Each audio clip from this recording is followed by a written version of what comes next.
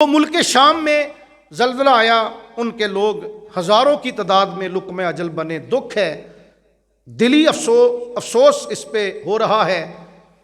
یہ وہ ملک شام ہے کہ جس کے لیے میرے آقا نے دعا فرمائی تھی۔ بخاری شریف جلد نمبر 1 صفحہ نمبر 141 حدیث پاک میں آتا کہ ایک دن میرے آقا نے دعا کی، اللہم بارک لنا فی شامنا و یمننا، قال قالوا وفی نجدنا، قال اللہم بارک لنا فی شامنا وفی یمننا، قال قالوا وفی نجدنا، قال ہناک الزلازل والفتن وبہا یطلع قرن الشیطان، او کما قال صلی اللہ علیہ وآلہ وسلم۔ میرے آقا نے دعا کی کہ یا اللہ ہمارے ملک شام میں برکتیں نازل فرما، یا اللہ ہمارے یمن میں برکتیں نازل فرما۔ کچھ لوگ مجمع میں سے بولے کہ نجد کے لیے بھی دعا کر دو، میرے آقا نے دعا نہیں فرمائی۔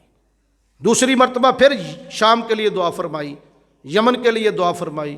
کچھ لوگ درمیان میں سے بولے وفی نجدنا، ہمارے نجد کے لیے دعا فرما دیں، میرے آقا نے دعا نہیں فرمائی، بلکہ فرمایا کہ ہناک الزلازل، یہی وہ جگہ ہے کہ جہاں سے زلزلے اٹھیں گے، یہی وہ جگہ ہے کہ یہاں سے شیطان کا سینگ اگے گا، فتنے اٹھیں گے۔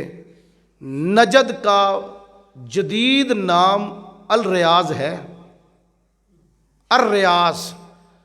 تو وہاں سے جو زلزلے اٹھے وہ کون نہیں جانتا؟